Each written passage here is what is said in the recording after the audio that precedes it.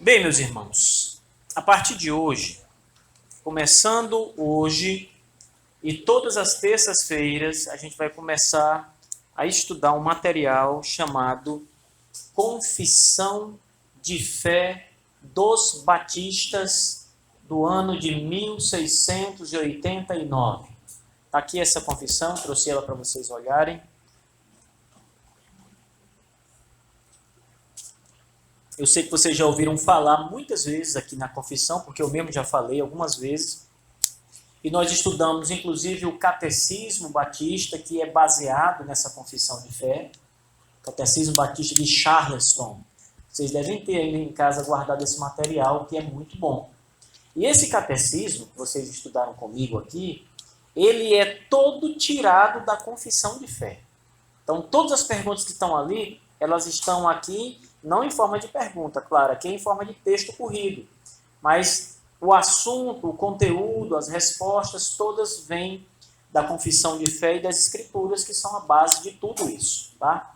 Então, a partir de hoje, a gente vai começar a ver esse material, Confissão de Fé Batista.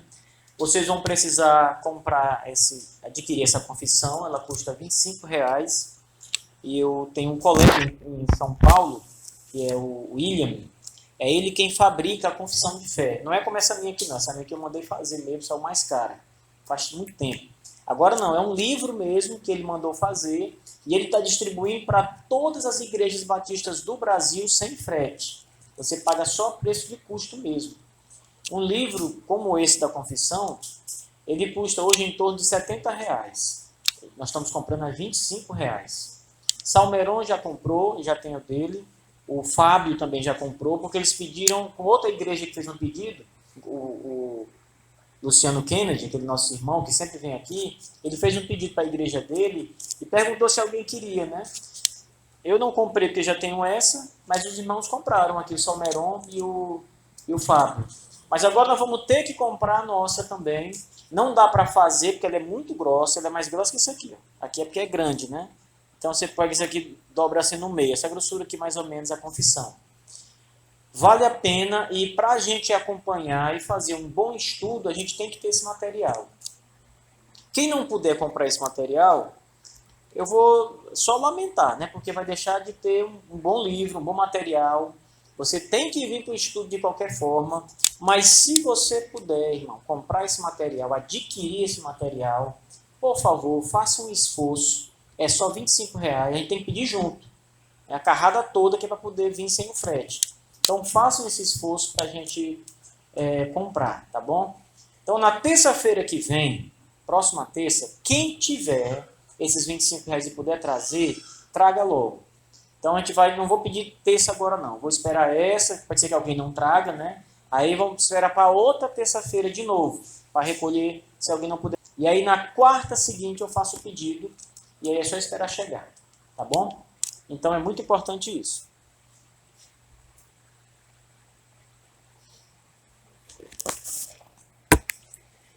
A confissão de fé, irmãos, eu vou falar um pouco o livro em si, logo, o material em si. Ó, Confissão de Fé Batista, 1689. Isso aqui é o ano em que ela foi publicada.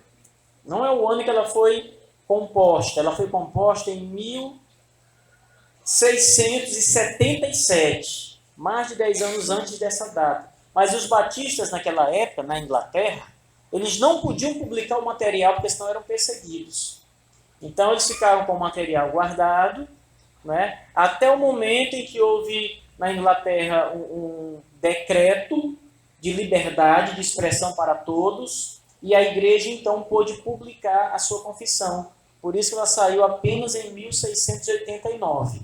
Mas ela foi feita mais de 10 anos atrás, antes dessa data aqui. Ela também é chamada de Confissão de Fé Londrina. Segunda Confissão Londrina. Por que Londrina? Porque ela foi feita em Londres, na Inglaterra.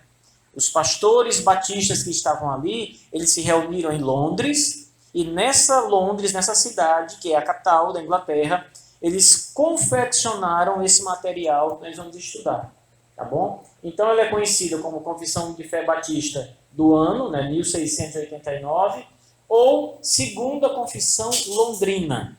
Segunda porque houve uma primeira.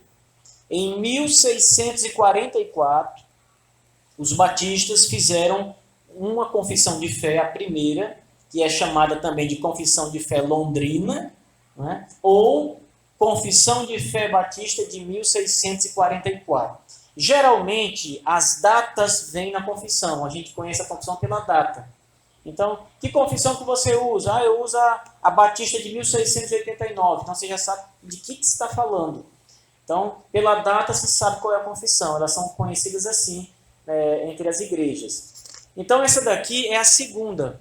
Você pode perguntar, Pastor Marcos, por que os batistas fizeram uma confissão em 1644? Ela foi reimpressa algumas vezes, em 46, umas 4 vezes além de 44. Ela foi reimpressa. Então, pastor, por que depois fizeram outra confissão? Mudou alguma coisa na crença? Não.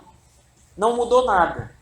Acontece que a primeira confissão, a de 1644, ela é muito resumida. Então ela era assim muito sintética, muito pequenininha, né? Não falava tantas coisas, não explicava de maneira mais concisa os assuntos.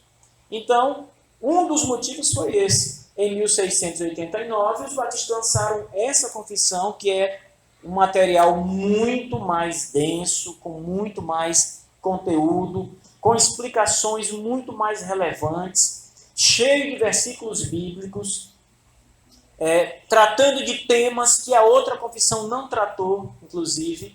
Tá? Então é por isso que houve uma segunda confissão de fé tempos depois. Né? Não é que mudou a crença, é que essa daqui é mais completa, ela é mais forte, ela é muito boa, esse material.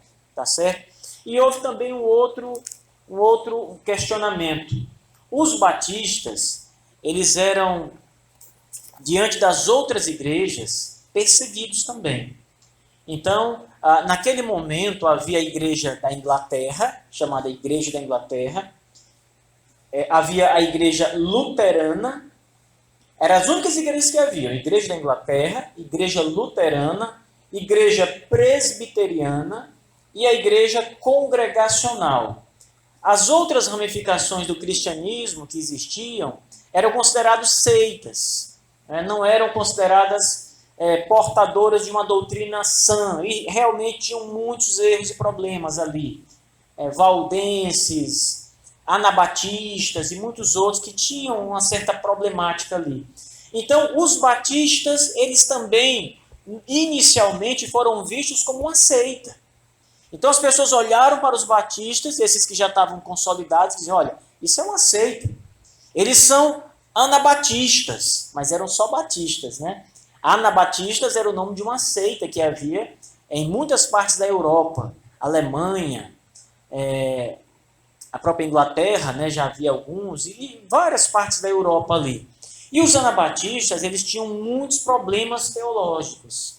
Então, realmente, se você for pegar hoje um compêndio de doutrina dos anabatistas, vocês vão ver que eles criam em muitas heresias, coisa que a gente não crê de jeito nenhum. Porém, os anabatistas batizavam por imersão, afundando, né, como a gente batiza aqui. E naquela época, meus irmãos, nenhuma igreja batizava por imersão. Naquela época, 1630, né, por aí, o único batismo considerado válido era o batismo que a Igreja Católica administrava, e depois as igrejas protestantes que saíram do catolicismo permaneceram com essa forma de batismo, que era ou a aspersão, mas muito mais praticado a afusão, a maneira em que você pega uma jarra de água e derrama na cabeça da pessoa, seja bebê ou seja um adulto. Você pega uma jarra de água e derrama, e ali é o ato do batismo, né? Molhar a cabeça com aquele pouco de água que eles colocam na jarra. Mas os anabatistas diziam que isso era errado. E eles então batizavam a pessoa por imersão, como nós fazemos hoje. Levavam para um lago, para um rio, e a pessoa era totalmente imergida. Aquele batismo não tinha valor, segundo eles, né? Os batistas, a princípio, bem no da sua existência, também batizavam com água na cabeça, igual as outras igrejas faziam. Mas depois, o grupo era pequeno ainda, e pastores de algumas igrejas batistas começaram a estudar a questão do batismo com muito mais afinco. E eles chegaram à conclusão que esse batismo realmente estava errado. Então eles começaram a batizar, os batistas começaram a batizar por imersão, afundando o indivíduo na água. Os batistas particulares faziam isso, que eram os batistas calvinistas, reformados, como nós chamamos hoje. Mas um outro grupo de batistas, chamado Batistas Gerais, continuou batizando crianças e batizando por afusão, derramando água na cabeça, como as outras igrejas faziam. Por conta disso, os batistas começaram a ser perseguidos e foram chamados de anabatistas, por causa da forma de batismo. Mas não havia nenhuma ligação entre batistas e anabatistas até então. Essa ligação não existia. Houve uma certa influência, é verdade, houve uma influência. Eles batizavam por imersão e nós também passamos a batizar por imersão. Certamente, os primeiros pais batistas devem ter olhado para os anabatistas e dito o seguinte: vamos examinar se isso está conforme as Escrituras. E isso deve ter ocorrido. Porém, as muitas outras doutrinas heréticas, não o batismo por imersão, mas as doutrinas heréticas que os anabatistas tinham, os batistas não tomaram para si. Foi apenas a questão do batismo por imersão. As outras doutrinas, irmãos, para vocês terem uma ideia, eram praticamente iguais às outras igrejas. Por exemplo, os batistas tinham muita coisa em comum com os presbiterianos na sua forma de pensar, com os congregacionais na sua forma de pensar teologia, e até mesmo com a igreja da Inglaterra. Então era muito parecido. A mais diferente era a igreja da Inglaterra. Mas ainda assim a teologia central era a mesma. Com exceção do batismo e com exceção do governo da igreja, praticamente era a mesma coisa. Só, para a gente chegar aqui, só que, como eles começaram a ser chamados de anabatistas e precisavam mostrar que os batistas pensavam igual as outras igrejas, eles tomaram esse documento. Havia um outro documento impresso da igreja presbiteriana, usado pela igreja presbiteriana, que foi a chamada Confissão de Fé de Westminster. Esse documento é de 1646, e ele é praticamente isso aqui, Não muda quase nada, é quase a mesma coisa. E havia um outro documento que era chamado a Confissão de Savoy, que era da igreja congregacional, que também tinha muita coisa parecida com isso daqui. O que os batistas fizeram para mostrar que eles não eram anabatistas? Eles tomaram esses dois documentos das igrejas presbiteriana e congregacional e fizeram a confissão de 1689 baseada nesses documentos. Então, se você vê, por exemplo, a doutrina da salvação é igual ao que os presbiterianos pensam. Até os parágrafos são iguais. Não vou dizer que é 100% igual, porque aqui e acolá há um trecho que muda a linguagem, mas o conteúdo em si é o mesmo. Então, os congregacionais que tinham um governo diferente dos presbiterianos, os congregacionais, por exemplo, eles são como nós. Aqui nós fazemos uma sessão, quando queremos discutir alguma coisa de maior importância, A igreja vota e o resultado é o que vai ser feito. O que a igreja decidir é o que vai ser feito. Esse tipo de governo que nós adotamos é chamado de congregacionalismo. É o governo que a igreja congregacional adota. Então os batistas pegaram a confissão de fé deles, nessa parte que os batistas concordavam, e trouxeram para cá.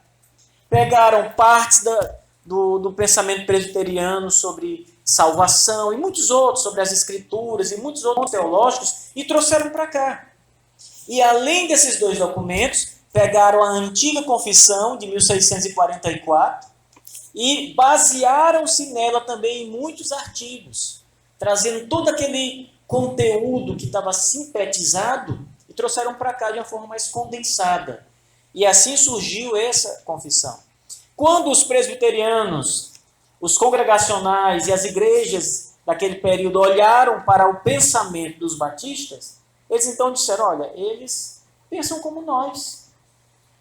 Só mudam no batismo e só mudam no governo da igreja. O resto, o demais, é totalmente igual, com diferenças na questão de como os batistas entendem a teologia do pacto e outras coisas pequenas não, menores, digamos assim. Mas, no geral, as diferenças são muito poucas. E aí, então, surgiu essa outra confissão aqui. Então, ficou a confissão dos batistas, a confissão dos presbiterianos e a confissão dos congregacionais. Essas três confissões eram praticamente iguais. E aí, então, os batistas provaram que eles não eram anabatistas, como eram muitas vezes acusados. Provaram que não eram hereges, mas que pensavam exatamente de modo ortodoxo na teologia, como as outras igrejas maiores naquele momento pensavam. Então, gente, esse documento que nós vamos estudar ao longo desse tempo todo, e vai custar, não vai acabar ligeirinho não. Esse documento aqui, a história dele é essa. Foi assim que esse material surgiu.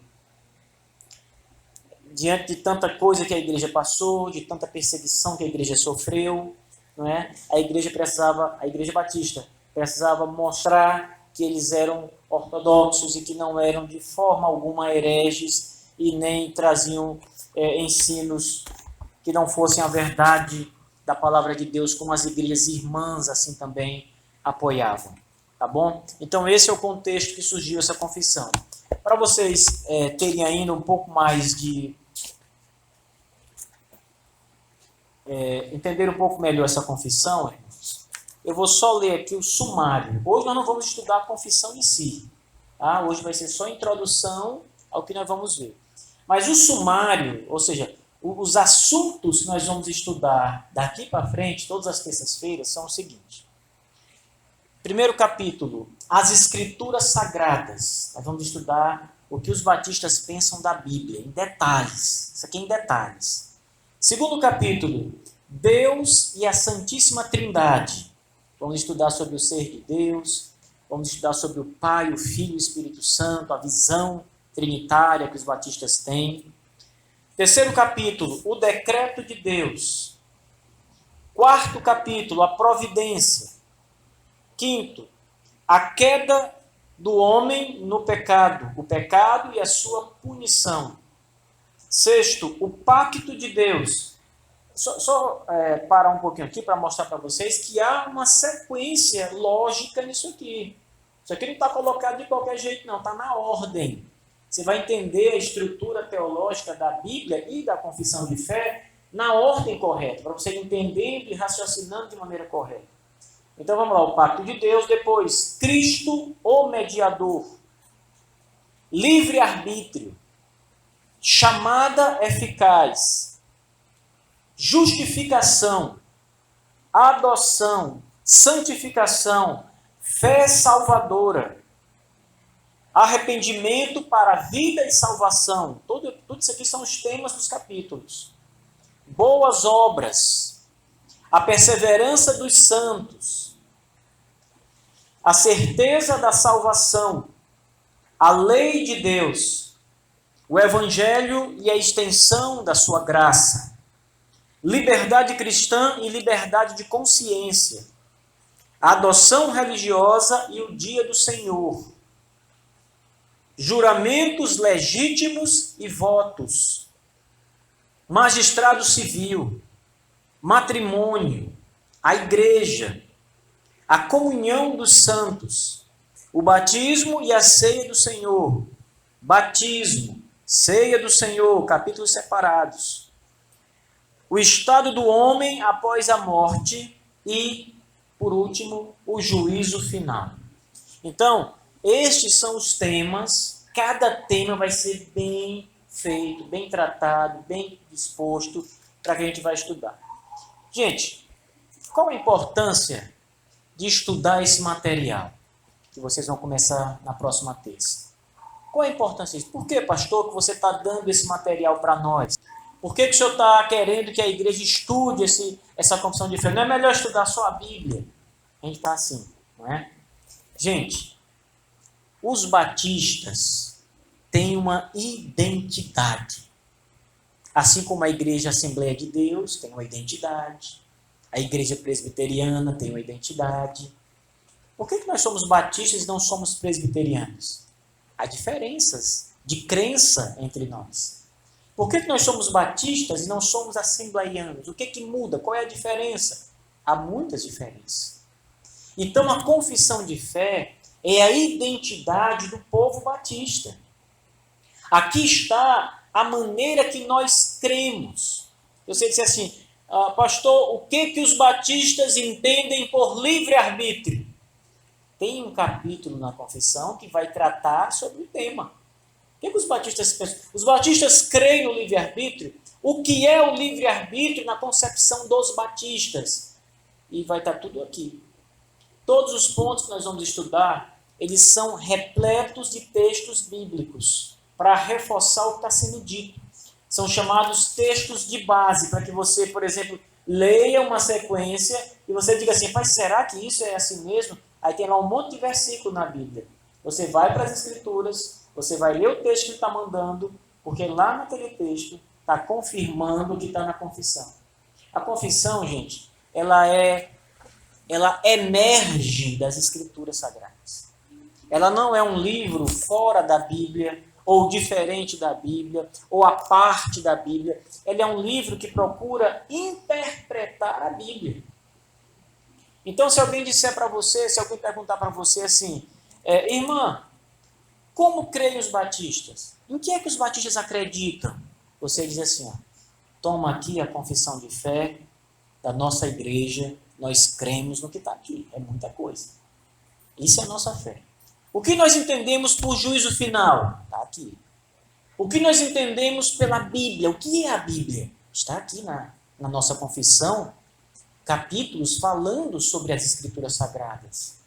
Um entendimento amplo, completo do que é a palavra de Deus. Portanto, gente, isso aqui é a nossa identidade. Isso aqui vai fazer com que vocês estejam cada vez mais firmes na sã doutrina e na identidade batista. O que forma um batista são suas crenças conforme as Escrituras Sagradas apresentam e conforme a confissão as interpreta. Então, se nós negarmos isso aqui, nós não somos batistas. Se eu começar a dizer aqui que o batismo pode ser feito, administrado por aspersão. Que batista é esse? Eu nunca vi um batista dizer isso. Isso é uma marca, característica dos batistas. Se eu começar a dizer aqui que a Bíblia ela é boa, mas tem muitos outros livros que podem ser usados do lado da Bíblia. O batista não diz isso. As Escrituras estão acima de tudo, das confissões, de tudo. De tudo, ela vem primeiro. As Escrituras, e não a confissão, mas as Escrituras são a nossa regra de fé e de prática. É isso que um batista diz. Mas se uma pessoa começar a pensar diferente, não deve ficar na igreja batista, porque os batistas não pensam assim. Então, é isso que nós temos que aprender para afirmar as nossas raízes, a nossa identidade, e até mesmo para saber historicamente como os nossos pais pensavam. Como é que a igreja dos nossos antepassados batistas, os primeiros batistas, como é que eles criam?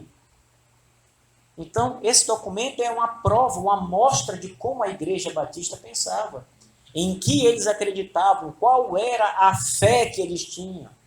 É muito importante, irmãos. E mais um detalhe. Por que estudar uma confissão de fé como a nossa? Para nos proteger da heresia. Você imagine se a igreja aqui não tem um documento doutrinário. Aí chega alguém começando a ensinar uma doutrina falsa. Como é que a gente vai rebater isso? Se a gente não tem um documento para dizer, olha, aqui nós cremos assim. Porque o que o herege vai falar, ele vai falar embasado na Bíblia também, distorcendo o texto sagrado. Mas ele vai usar as Escrituras. Ele pode muito bem dizer, como os testemunhos de Jeová fazem, para dizer que Jesus não é Deus, usando o quê? A Bíblia. Ele vai dizer, olha, está aqui, ele foi criado Está aqui, ele diz que Deus, o Pai, é maior do que ele.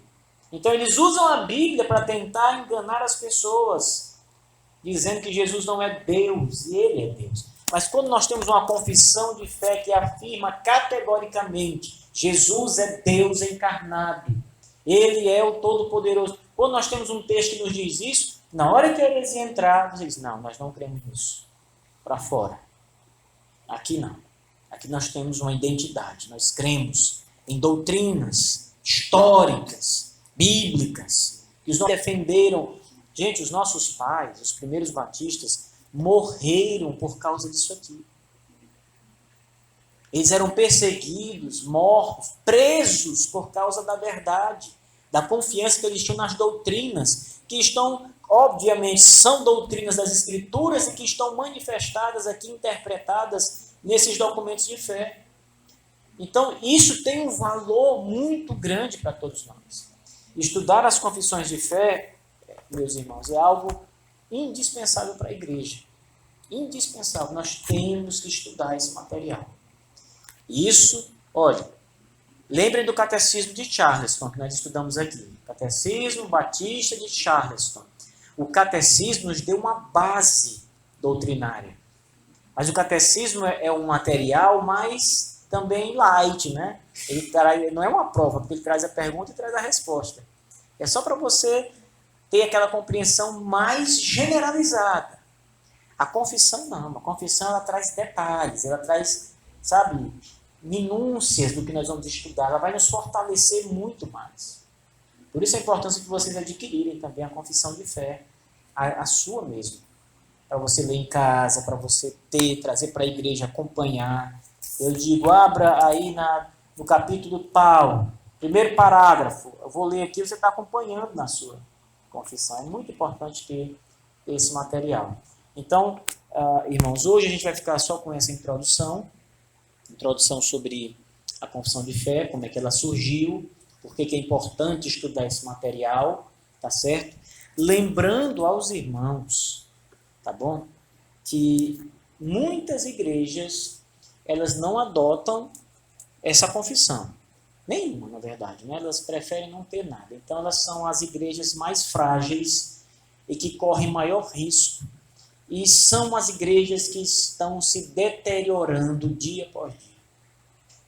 Igrejas que são levadas por qualquer vento de doutrina, cujos pastores não têm interesse em ensinar a palavra de Deus, a verdade, à igreja. É preciso fortalecer. Isso aqui, não está em pé de igualdade com a Bíblia, não. A Bíblia está muito acima, é superior. Mas isso aqui vai nos ajudar a entender as Escrituras, e a mostrar como nós cremos, e a nos fortalecer, e a nos precaver contra o erro e a heresia.